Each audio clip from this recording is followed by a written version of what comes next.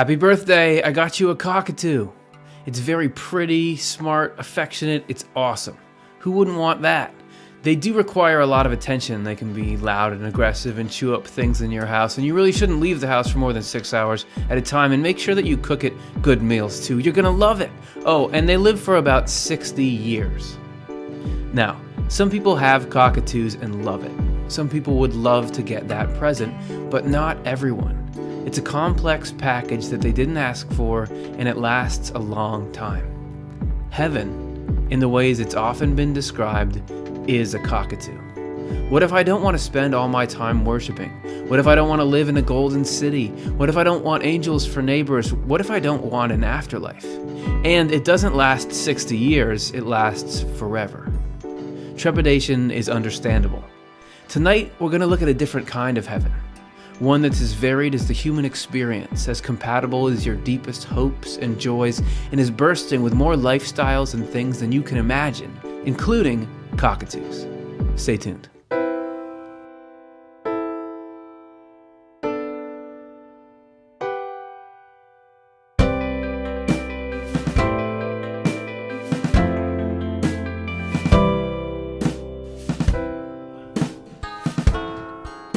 Hey everybody, welcome back to another episode of Swedenborgian Life. So glad you could make it. I'm Curtis Childs, I'm the host. Sorry, I double booked myself. I got my harp practice and the show at the same time. If you can hang tight for like 8 seconds, I just gotta finish this set. 7, 1, 4. Alright, that was it. That was 4 minutes, 15 seconds of harp practice time, and you know what? I enjoyed those 4 minutes. So that's pretty good because, as you and I know, if I turn out to be a good person, I am going to be playing one of those on one of these forever, right? I mean, you could say, all right, that's a simplified picture of heaven. It's a straw man of sorts. But people have been advocating positions comparable to that about heaven throughout history. There's always been these ideas of it as a flat, monolithic, boring thing. And so much so that when our buddy Emanuel Swedenborg visited the afterlife and brought back this sort of firsthand eyewitness accounts, he said there were time and resources dedicated actually to debunking false ideas of heaven in heaven. That there were people who went there who thought heaven is nothing but wonderful feasting with famous people, or conversations with bright luminaries, or worship and praise all the time, on and on, forever. And that they actually got to live that out for a couple days. Nothing but worship for a couple of days. Nothing but eating for a couple of days. And realize, this is terrible. This isn't heaven at all. So even there, even in the afterlife, the false ideas about heaven persist. But there's a larger picture that happens here on earth, because while the people that went to these false heavens Swedenborg describes wanted heaven to be like that and were shown, oh, that's not actually good, the rest of us hear like accounts of or prophecies that heaven is going to be of things of this character, and we say, I don't want that. That's not cool at all. And that leads to quotes like this one from our good friend Mark Twain: go to heaven for the climate and hell for the company.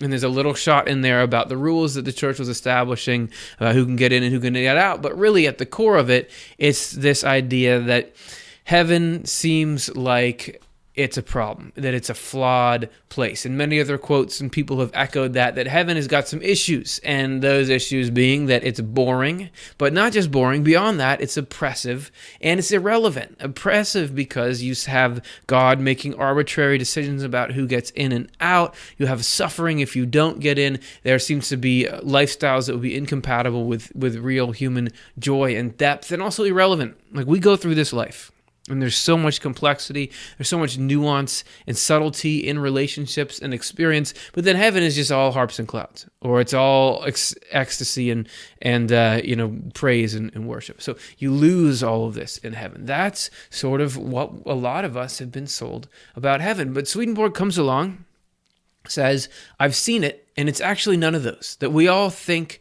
oh, heaven is this place that's perfect, and it's repetitive, and everybody's got a white picket fence there. And Swedenborg says, no, there is that stuff, but there's so much more. That it's this vast, expansive, expanding dimension of human consciousness that is not boring, but fundamental, expansive, and not just expansive, but limitless. That it's ever-changing, ever-expanding, and that there's no way, because of the fundamental nature of it, that you're not going to like it because of the aesthetic, or you're not going to like it because of the of the activities. I'm like trying to point at these fake things, and I forgot what this real thing is. Because of the activities, they're the only way that you're not going to like heaven is if you have a very specific mindset. We'll go over that, the reasons for not liking it, but really we're going to also focus mainly on the reasons why we think you will like heaven. And we're going to give that to you starting in point 1.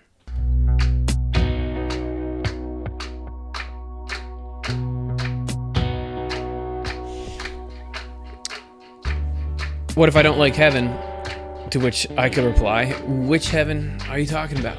Because if you've been around Swedenborg a little bit, you do know that he describes levels of heaven, 3 to be specific, but that's not what I'm talking about. What I mean is that there's not just 3 heavens, there are as many heavens as there are human beings in heaven, because he says heaven is actually different for every single individual. This is from his book, Heaven and Hell 319, which you can download for free on Swedenborg.com.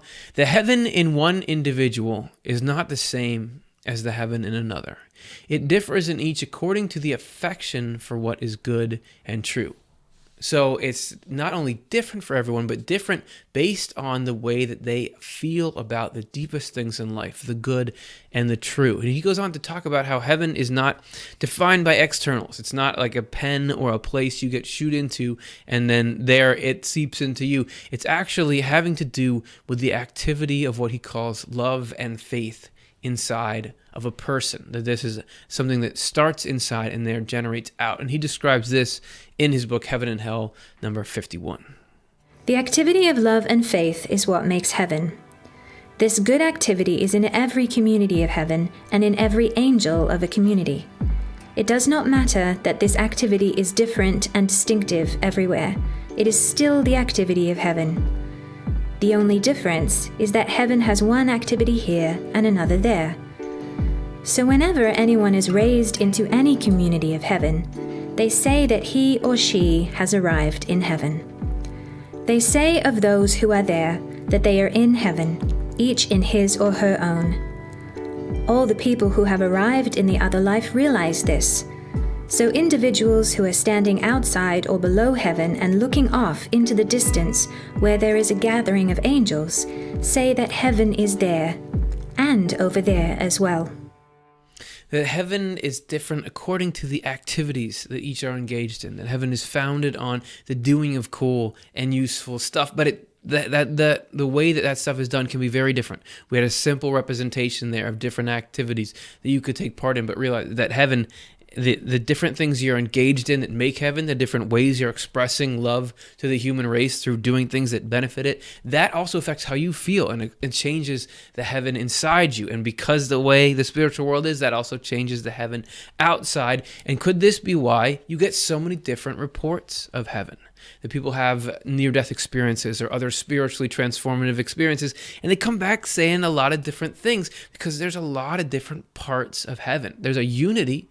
It's not that we're all in these weird little caves by ourselves of experience. There's a unity, but we're all bringing something different to it and receiving something different to it. And there's enough of a variety that there's actually a unique little heaven for each of us. But it's not just on the individual level that there are differences. There are actually, on a larger scale, noticeable cultural differences. As Swedenborg says, there are actually differing religious cultures in heaven. It's not all wiped out and replaced with one, I was going to say monolithic again, with one single religious experience. He talks about this in Heaven and Hell 56.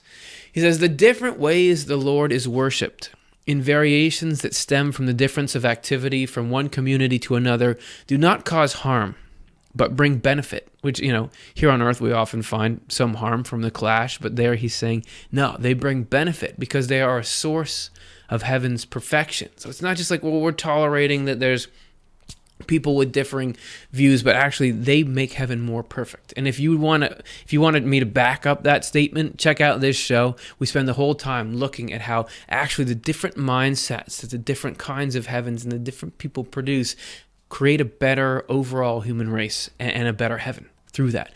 And so what you got there is this heaven where you could go there and see, Swedenborg even says, differing religion. So if we were flying through heaven, you would see recognizably, demonstrably different ways of worshiping and of living, but all in heaven, all together. Now, it's not like there's it's only religious, cultures you recognize from earth. There are more there. There's a mixing and expanding. And it seems that as you go deeper and deeper, stuff changes. That external manifestations or practices are a little less important. It's more about life, and people get even closer. But there is this, in plenty of heaven, there's just plenty of difference. It's not like everybody there wears the same clothes. Everybody there does the same thing. Right? So on a large scale, there's differences. And the reason why are we mentioning all these differences?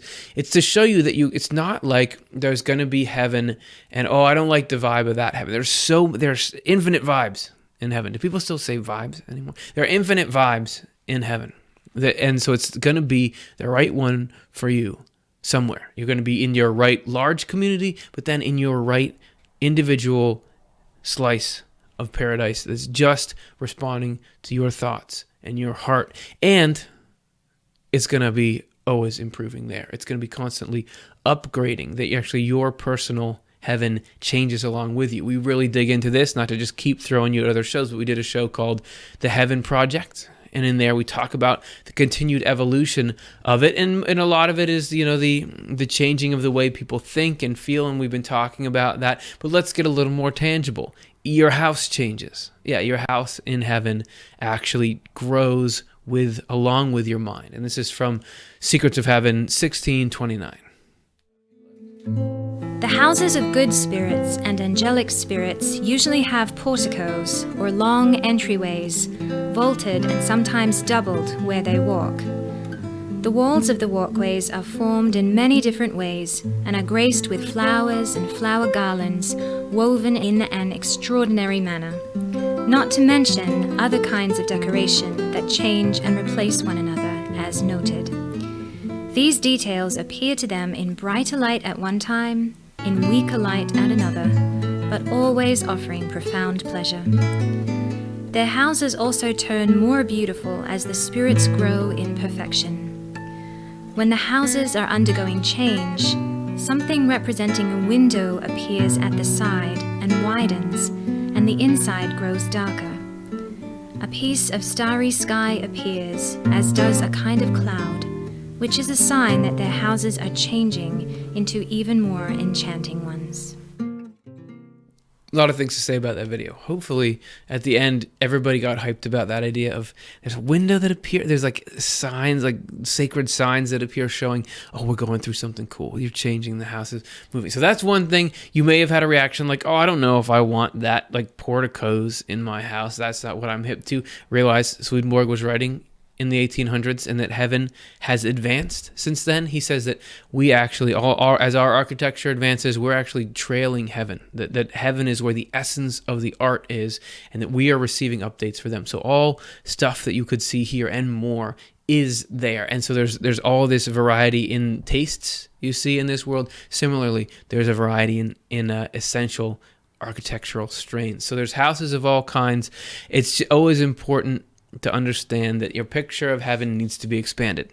You think, all houses look a certain way in heaven. Expand that. There's only houses that people live in. Expand that. There's only one kind of person there. Expand. It's always bigger than you think it is. And that Swedenborg often tried to communicate just how vast and how full and how rich heaven was. We're actually going to give you a clip of his from Spiritual Experiences where he talks about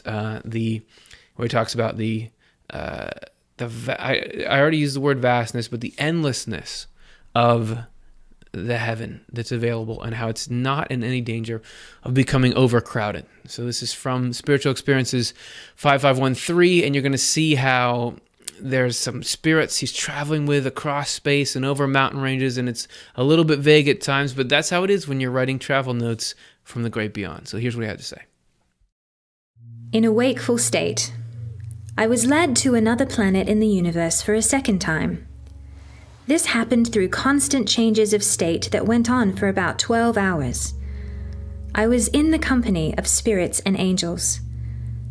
They were led straight southward, now upward, not vertically, now downward to a mountainside, also over mountains and over quagmires. Along the way on the mountains here and there, I also heard spirits speaking among themselves. I noticed then how immense the Lord's heaven is, because from the expanse that I passed through, by making a comparison with the expanse of spirits and angels from our earth, which is a dimension with which I am familiar, I could conclude that if there were several hundred thousands of planets, and from every one as many human beings as from our earth, there would still be places for them to eternity, and it would never be filled.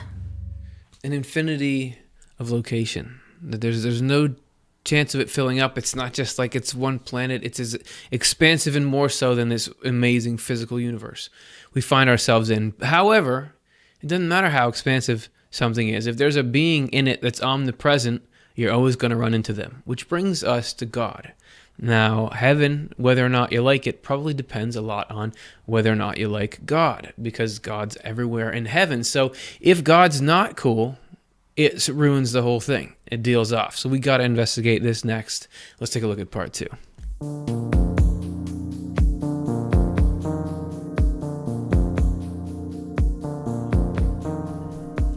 Not everybody gets the warm fuzzies when you start to talk about God. And if God is an inescapable part of heaven, we've really got to investigate how are we going to be sure that God doesn't rub me the wrong way. You went in the first section saying, listen, heaven is not going to, you're not going to not like heaven because there's so much different, there's so much customization, there are so many different heavens, you're going to find the place that's right for you. But what if that doesn't fit? Well, what we're going to first look at is how there's sort of a parallel phenomenon with God, that there is, not that there are many gods, but there are many ways of connecting with this infinite divine. So we'll begin in Heaven and Hell 52. Where Swedenborg talks about the Lord appearing, God appearing as a person near us. When the Lord appears in the midst of angels, he does not appear surrounded by a crowd, but as a lone individual in angelic form. And I was talking with translator Jonathan Rose about that, and whether it means like he brings everyone together as if they're in a single body, or it just means he's just one person like everybody else, doesn't have an entourage. We could go into that. The point is, you're going to be able to, at times, experience the divine in some kind of personable, relatable form. And what it goes on to say in 55 is relevant to our topic today. When the Lord renders himself present in any particular community, his appearance depends on the nature of the good activity that community is engaged in. It is therefore not exactly the same in one community as in another. It is not that this difference is in the Lord, it is in the individuals who are seeing him from their own goodness and therefore in keeping with it. They are affected by the sight of him according to the quality of their own love. In a sense there, you have a customized God. Not that you can say, okay, I want God to be this or do this, but your heart and mind see life, experience life in a particular way, and because of that, you have a particular relationship to the divine that nobody else quite has in the same way. And because of that, that affects the way that God appears to you. Swedenborg talks about it on a community scale. And remember, in heaven, in the spiritual world, community is driven by affinity. So like attracts like, as they say. People who have similar, not the same, but similar deep purpose and desires and similar beliefs about the world come together with you, so you all see a similar and experience a similar God. So it would be kind of like this. If God is appearing in different communities, God is this colorful person there. So that's what God's always orange and yellow? No. If you're somewhere else where they have a different kind of love and a different kind of faith, maybe God looks a little different. Or over here, there's a different essence, a different interaction. It's all God, but it's like seeing something from different angles or the different kinds of light that come out of different prisms. God is different, showing a different face and interfacing with us in a different way. And so this I take as an indication that you're not going to come up against an idea, an image of God that you don't vibe with. Vibe again. That you don't jive with. No, nobody says jive anymore. Okay, there's no more words to describe you don't harmonize with, right? So God is definitely going to show you the thing that you resonate with. And not just like, oh, I'm putting up a front, but like this is the part that you're connected with. And that makes me wonder, if that accounts for other people's experiences as well. We found this interesting piece on neardeath.com where there was a woman named Margaret Tweddell, and we're going to show you a quote that she has here about Jesus and different appearances of Jesus to different people. Jesus shows himself to us according to our own understanding. If I want to think of him as a man who walked by the lake and a man who looked as the Jews looked at that time, then I'll see him in that way. If in my thought I think he's modern and bright, then I'll see him that way. We do not see him as the medieval painters made him. We see him as we, in our own selves, have pictured him, because otherwise we wouldn't recognize him. How would we know unless we have the picture already in our own being, in our own minds, in our own hearts? And what I feel like she's saying at the end resonates with Swedenborg's assertion that it's not that God is changing, it's that what our perception is changes. So the things that mean something to us affect how you experience this divine. And why, at this point, you may be wondering, or I thought that it's worth asking, why are we having this conversation in the first place? Why am I sitting here having to defend and say, no, that's all right. God is fine. God is cool. You're going to God is divine perfection, love, and wisdom. Why would we be needing to debate this? Shouldn't it be more like, wow, God's there, I'm going there. That's going to be awesome. Well, it's because, as I said before, God does not, the term God does not always evoke happiness and safety and security with people, because there has been a lot of misinformation disseminated about God. Just like you have misinformation about heaven that's causing people to say, well, the whole thing isn't true, I don't believe in it, or even if it is, I'll go to hell for the company. There's also been this blatant, what we would now call character assassination of God, this spreading of misinformation for other people's gain. God, we're going to say that God only supports what I say, that God likes me, he doesn't like you, he wants the same laws passed that I want passed. That's how people have put forward God to serve their own ends, and it's left us with a mess, with all kinds of pictures of gods that are irrational or angry or vindictive or who favor a couple of people over everybody else. And that's, according to Swedenborg, according to many others, that's not how it is. That's not how God is at all. And that's not somebody you'd want to spend eternity. That'd be miserable to have to spend eternity with somebody like that. But luckily, it seems that universally, the people who actually experience God paint a very different picture of the divine, what it is like to meet the one who made us. So here we have a couple of quotes. Again, this is from neardeath.com. This is what it's like for people when they describe meeting what they believe to be God. This is from Barbara Springer. You can see here, I then became aware of a bright heavenly being. I felt as if I was in the presence of God. This being had light radiating from him, and he embraced me. And when he embraced me, I could feel the most powerful love. It is the greatest love that there is in the universe. There is no greater love. That's the greatest in the universe, greatest love in the, who doesn't like love? Okay. Jane Smith says, the closer one gets to God, the closer one comes to all the light, love, and knowledge in the universe. And if I said you're going somewhere and there's going to be God there, some people might, but if I said you're going somewhere and there's light, love, and knowledge there, nobody's going to turn that down. So God actually is a lot cooler, it seems, than he's often described. Next, God is love. This is from Betty Eady, who wrote a great book. God is love in its purest form. God perfectly understands our lack of knowledge. He knows that most of us do not remember our commitments to him.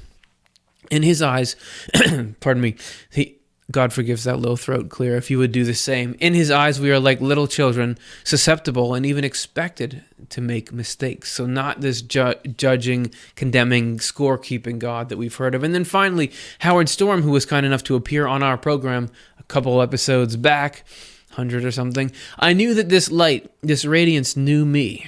I don't know how to explain to you that I knew it knew me. I just did. As a matter of fact, I understood that it knew me better than my mother or father did. The luminous entity that embraced me knew me intimately and began to communicate a tremendous sense of knowledge. I knew that he knew everything about me, and I was being unconditionally loved and accepted. After what I had been through, to be completely known, accepted, and intensely loved by this being of light surpassed anything I had known or could have imagined. I began to cry. And the tears kept coming and coming. And I and this light, went up out of there. So whenever people are actually there, nobody's like, oh, it was terrible. I had to be hanging out with God, and God was loud and kept telling the same jokes and was obviously, judging my outfit. No, everybody's psyched to be with God. And that we can assume that because there's this intimate knowledge that Howard Storm talks about of that God has for us, similarly, that encounter will be just as wonderful for us as well. And Swedenborg gets in on it too. And Swedenborg is big into slamming and debunking everything he considers to be false information, egregious false information against God. So he says in True Christianity 56, you can see how insane people are who think that God can condemn anyone, curse anyone, throw anyone into hell, predestine anyone's soul to eternal death, avenge wrongs or rage against or punish anyone. People are even more insane if they actually believe this, let alone teach it. In reality, God cannot turn away from us or even look at us with a frown. To do any such thing would be against his essence. And what is against his essence is against himself. So what we're trying to convince you of is that God is an asset to the heaven experience. That God is actually the peak of joy. When we encounter God, it is the best feeling that you can have. And having the best feeling you can have, I would say, only enhances a level of existence. So having God in heaven is not going to ruin it. But there's still the question of, really, you want me to go be in heaven and be in heaven forever? This is this thing outside me. I still don't know if I really can ever feel like, oh, that's a home thing for me. Why would I want to do it? We're going to show in the next section how heaven is more than just a place you're put. It's actually a manifestation of the deepest things inside you. So let's take a look in part 3.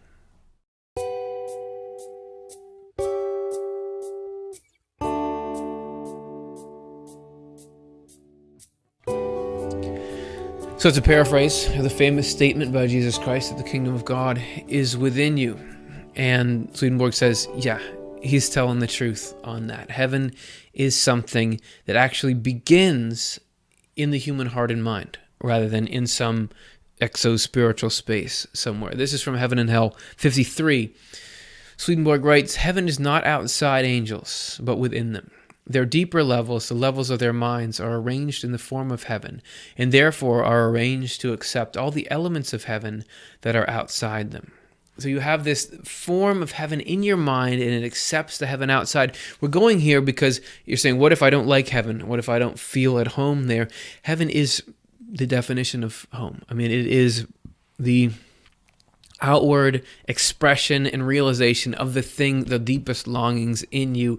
This is like you're coming into your sense of belonging, your sense of community and of groundedness. Heaven is the experience of being home. We're talking about heaven is. There's a lot of things. Can we distill it down into a clear definition of what ties all this together? What is heaven in the first place? Well, Swedenborg gives a few of those. There's an interesting one here in Heaven and Hell 3:19. He says that, we're coming right into the middle of, he's trying to convince his readership, which would have been all Christian at the time, that no, it's not just Christians that can go to heaven. Anybody can go to heaven. Non-Christians can go there too. So that's where we pick up here. People can realize that non-Christians as well as Christians are saved if they know what constitutes heaven in us. For heaven is within us, and people who have heaven within them come into heaven. The heaven within us is our acknowledgement of the divine and our being led by the divine. So there's a one-sentence definition for you: an acknowledgement of the divine and a being led by the divine. Now, again, if we didn't do section 2, and we didn't establish God's coolness, then that could be like, but that's just going to be arbitrarily led around by some grumpy deity. That does not sound like heaven. But if you think of God as light, love, and knowledge, as the deepest, most expansive love in the universe, and even as Swedenborg put it, love for the entire human race, the love of helping, the love of making conscious beings happy, to follow that is heaven. That is the most blissful state you can be in when you are really putting yourself into a cause like that. That's what being led by the Lord is, because that's all the Lord cares about, is doing good to people, doing good that makes a difference in happiness for somebody. So that is heaven. And when we have that inside, then we can come into this heaven that you can see and interface with externally. But if you don't have that square, you can't get into heaven. So that's why there's this whole process of working that. And that's important to realize, because it's not like it's being introduced from the outside. This is something that starts growing right in the heart and in the mind. And Swedenborg describes it further in Heaven and Hell 54. It can never be said that heaven is outside anyone. It is within, because every angel accepts the heaven that is outside in keeping with the heaven that is within. We can see then how mistaken people are who think that getting into heaven is simply a matter of being taken up among the angels, regardless of the quality of their inner life, who believe that heaven is granted merely because of the Lord's mercy. On the contrary, unless heaven is within an individual, nothing of the heaven that is outside flows in and is accepted.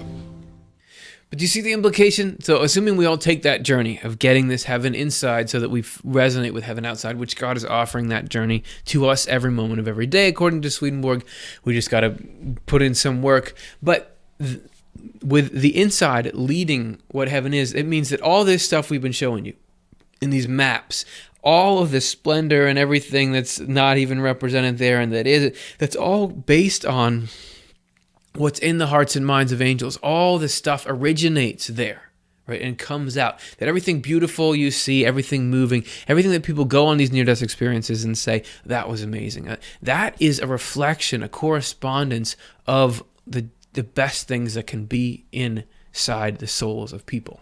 This is the most noble things that we see here, altruism, selflessness, sacrifice for others, these things that, wow, that moved me.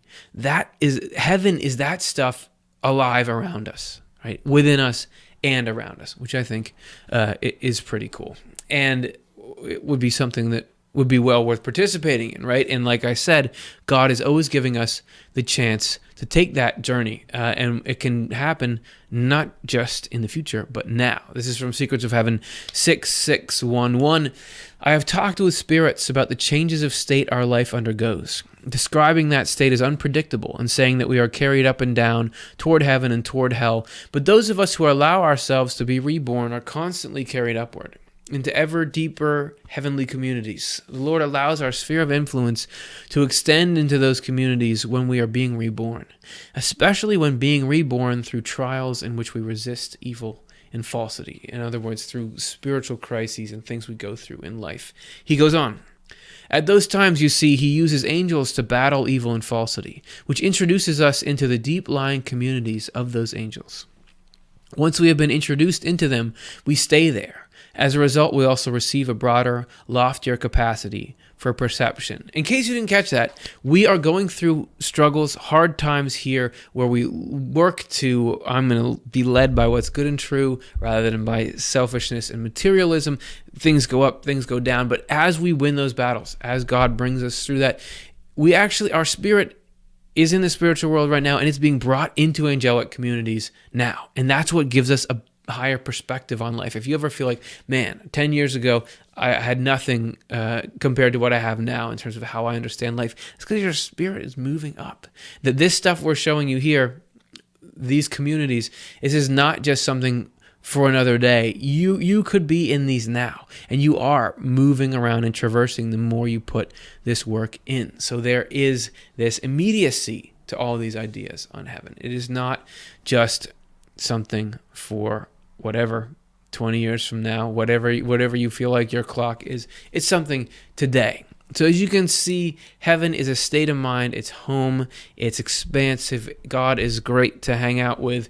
The only way you're not going to enjoy the whole thing, it's an expression of the deepest, best things in humanity. It's tailor-made by the greatest love and wisdom in the universe. The only way you're not going to like it is if you don't like loving people.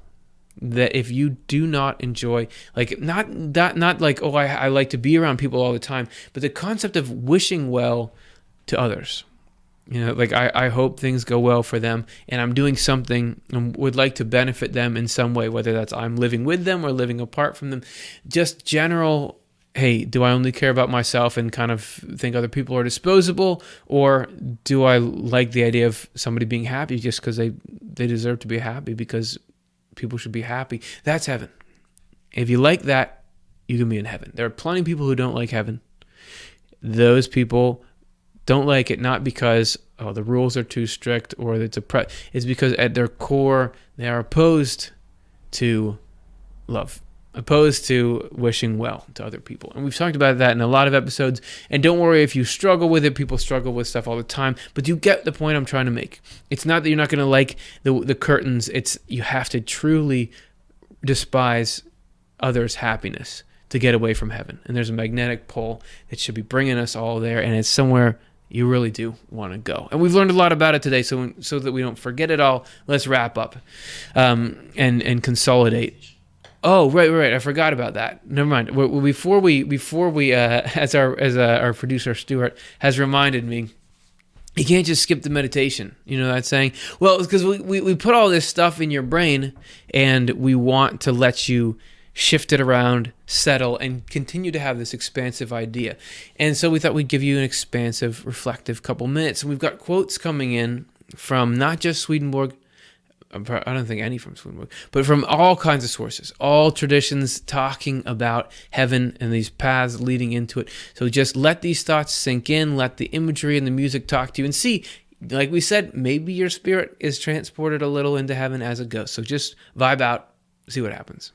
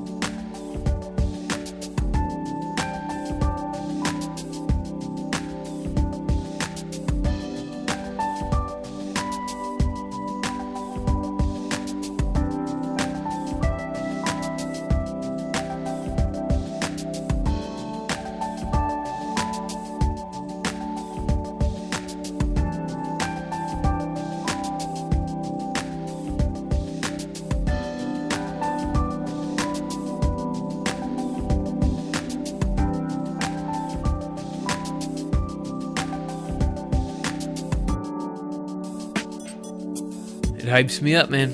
Thinking about all those different people from all those different walks of life coming together, those traditions to the big party, to heaven. And it's not just a party like, oh, we're going to sit around and eat and talk. This is like, we're going to do things that help everyone and that we can be excited about the greatness of the cause.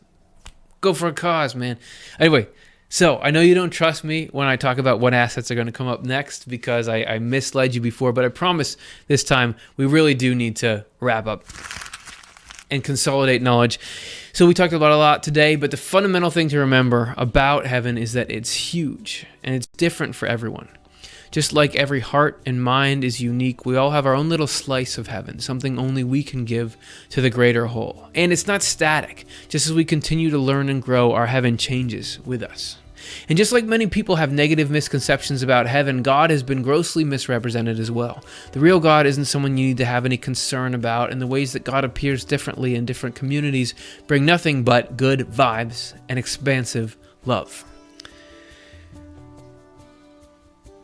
Really, heaven isn't the beautiful sights and experiences that Swedenborg and others have reported seeing. Heaven is a state of mind and heart. It's a commitment to mutual love that shines out from inside heaven's inhabitants, creating all the majesty, complexity, and wonder seen outside them. Doesn't sound so bad. So, as we wrap up here today, remember everybody, if you want to help this thing grow, please like and subscribe. That gives us this way to get out into YouTube. The buttons are here as we're indicating, and that helps spread the word. And I'm very excited today to announce to you a very cool thing that's happening. We are going to be launching, as of right now, as of this moment, our Patreon program. So if you want to become part of what we do in a way more intimately and more importantly than you ever have before, if you want to get connected to us more closely and us connected to you, check out our account on patreon.com. Click this little I that's here. There's also in the description and in the cards at the end of this video. Any way you want to get to patreon.com/offtheLeftEye, we are going to be giving you the ability to see behind the scenes. If you become a patron of our show, you're going to see what goes into making this show. The best stuff is going to remain free. The show we're putting on here, all the work that goes into it. But if you want a little bit more and feel like you're making this show happen, if you're able to support us, then we're going to show you stuff that went into making stuff that's available nowhere else. Exclusive content. Yeah, just stuff like this. We have the behind the scenes. We did this archives thing where we went and looked at the Journal of Spiritual Experiences. There's a conversation with Cara Dom that I had in the show, 10 Early Signs of a Spiritual Awakening. But here we have the conversation that didn't make it in. The extras about the diary and how it came to be and the little nuances of it. Also, in that same episode, there was a song where Jonathan Rose and I, you may or may not remember, jammed out on a teeny piano and a guitar and sung through the 10 Early Signs of a Spiritual Awakening. Well, it just so happens, that we left, when we were writing that song together, Jonathan was just recording on his phone, so we'd remember, and we got that, and we're putting it up for you so you can hear the entire writing of that song. Please check it out, patreon.com/offtheLeftEye, or click the description, etc., and be a part of what we do. It's a new program, and when you get there, leave feedback. Let us know what kind of stuff you would like. We want to work with you to create this engine that's going to help drive us more and more out into the world. So thanks for that. And as a token of appreciation, we're going to look at some questions here. And I do want to give you bonus content right now, which is, in the beginning, I was like, hey man, I don't just want to play harps all day. Since you made it this far, it's like an hour or 40 minutes into this episode, you probably are decently into Swedenborg. So correspondentially, that the lines about playing harps in heaven, a harp is a correspondence of joyfully acknowledging God. So seeing the divine in things. So you're going to always be doing that in heaven. So you're going to be playing a harp, but it's a spiritual harp, which is the, wow, this is awesome, and I see how everything is working for what's true and good. So there's a harp lesson for you. Okay, let's do the questions. What do we got? This is from YouTube. Mary, I wonder if we can change groups and communities in heaven when we find a way to advance. And the answer, according to Swedenborg, is yes. Let's see. Initially there's a lot of change, that there's a whole first period where we move from community to community, which lasts longer or shorter in other people, as we get distilled more and more into the essence of who we are. As we're progressing, you move all over the place. But even when you come to what Swedenborg would say is like your home community, your actual like real resonance with the deepest things in you, this is like where your soul belongs, even then you can still be on the move. I don't know if you'd be as much leaving that community, but Swedenborg says he sees entire communities uproot and move to different places as they learn or grow. So again, heaven is always bigger than we think it is. It's more dynamic.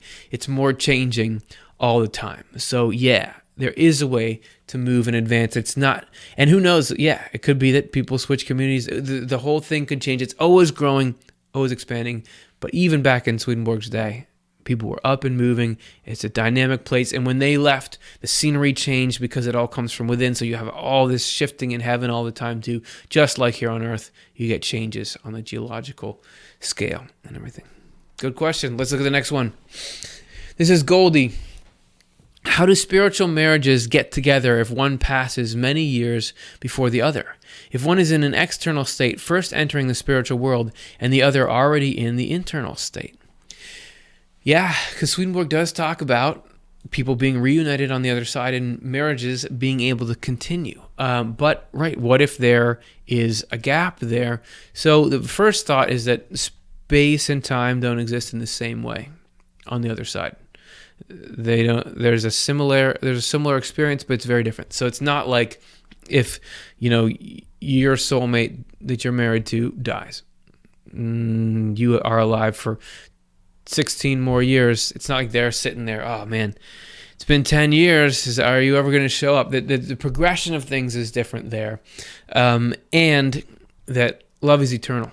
So any gap is going to be worth waiting for. And as far as the different states, right? Like if somebody gets there, I think you catch up. I mean, there's an initial period that lasts for a little while, but it's not like you'll always be here and they'll always be there. Again, there's more of like, okay, you got acclimated, now we're kind of working. And even if they're a little farther, you catch up really quick. And there's so much intimacy and so much sharing that Swedenborg says that when you come into a spiritual community, you actually learn everything they know instantly. Like it's like you come into their knowledge and even into their love as well. So I would imagine within a pair that one can like, hey, I'll give you the answers, you know, like what the work they've done can be transferred and can be given, so that there is this catching up. There's not this continual lag. It's a great question, and hopefully that made sense.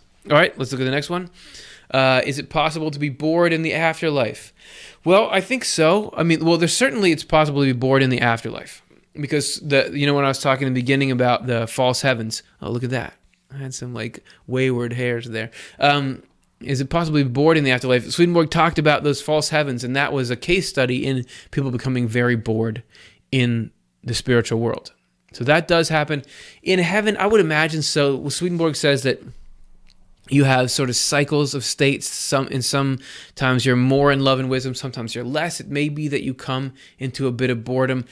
But I wouldn't think it's because, there's nothing to do. It would be because there's some issue that needs to be worked out. That he says heaven always feels like morning and like spring when you're in the thick of it, which is like this excitement about what's next. So, you think about special mornings like Christmas. It's like, I got to get out there and do it. That's kind of the vibe of heaven.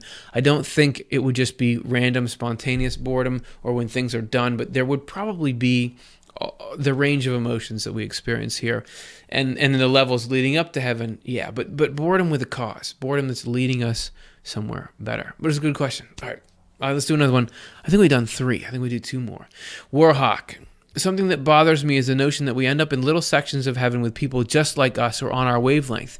Does this suggest that the people we love, despite or because of their differences, are therefore not worth being with in the end? Aren't they intrinsically valuable? Why would heaven segregate?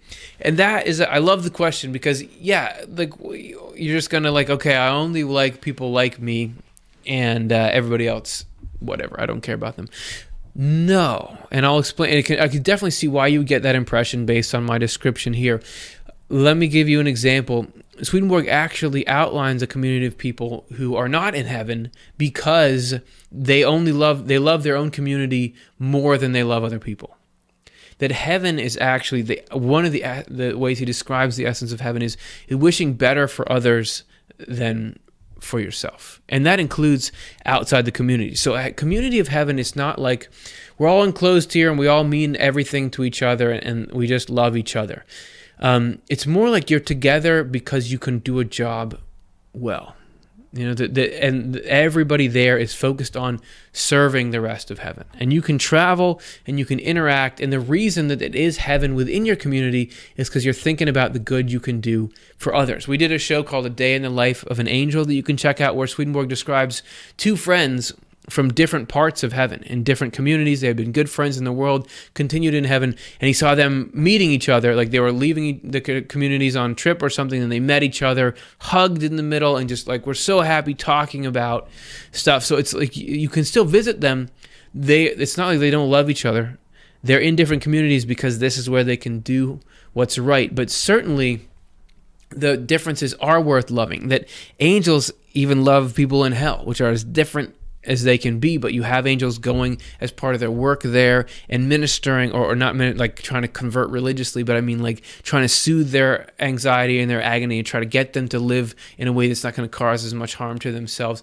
Angels are constantly looking outward. Even though you have your core group of people through which you do these tasks, it's not like that's where your love is primarily directed. Swedenborg also says that there's a communication of each individual with everyone, and everyone with each individual. So in some way that's hard to understand, you're connected to everybody in heaven. So it's a good question, and you do want to cultivate those loves of who is different. It's not about, who's worth loving. It's about who can I work with together to best serve the human race, and that's the communities. I love your question, so I hope I offered something in an answer. Keep thinking like this. keep saying, wait, is that actually true? Is that actually fair? Yeah, it's not a segregation like a gated community, but it's like the body. Like, you've got the heart. Think about how much the heart loves the rest of the body, right? It pumps blood to everything. It takes away, it's touching every single part, loves the rest of the body, but yet it's got to have a membrane, and it's got to have just certain kinds of cells in it, or else it couldn't do its job. So it's actually by organizing on its own and having this cordoned off part, that's actually the way it loves the rest of the body better, because through that specific shape with those specific participants, it's able to give everybody in the body life. That's heaven. That's what the mind of heaven is. So that's my best shot at it. All right, let's do one more. Thanks, Warhawk. Eric, why do those who went to hell not want or desire to go to heaven? Do they view hell as heaven for them and therefore cannot stand the heavenly atmosphere? Yes, exactly. Hell is loving only your own advantages, despising other people. People who are making that the center of their life, Swedenborg says, you mentioned atmosphere, exactly. Swedenborg says they can't stand being near heaven. They hate it. They don't like the way it smells. They don't like the way it feels. Kind of like the Grinch, in Whoville, he couldn't stand that they're all so nice to each other. He's like, ugh, that's corny. I don't like that. That Swedenborg talks to people in hell who are trying to convince him, no, listen, man, people say that, what we love to do is filthy, but listen, we're allowed to do it as long as we don't hurt people, but we can't help it, so we get in trouble. They're trying to sell him on hell. And yes, to them, they feel like it's heaven. It's not like heaven. The joy that you get in hell is gross, and it's in both senses of the word, like it's disgusting, but it's also like inferior. It's not. It's just a shadow of what true human joy is. It doesn't progressively make you happier. It disconnects you from people rather than connecting. But some people, as you see some of us on earth, or at times in our own lives, we put selfishness ahead of everything because we think that's going to bring us happiness or wealth or gratification or something.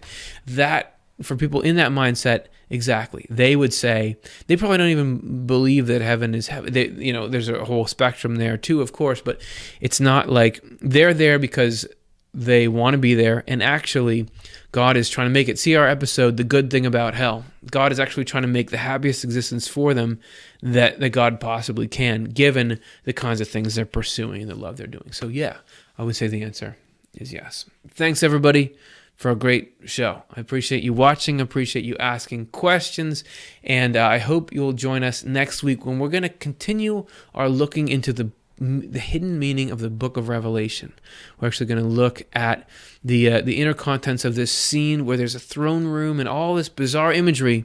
But as it turns out, according to Swedenborg, there's symbolism in there that explains just how God is taking care of things when things go really crazy in our own little lives. So we'll see you next Monday, same time for that. Thanks. Swedenborgian Life is Amy Aquarola, Morgan Beard, Curtis Childs, Karen Childs, Matthew Childs, Alexa Cole, John Connolly, Cara Dom, Chris Dunn, Stuart Farmer, Ben Keys, Reed McCardle, Chelsea Odner, Jonathan Rose, Shiloh Silverman, and Shada Sullivan.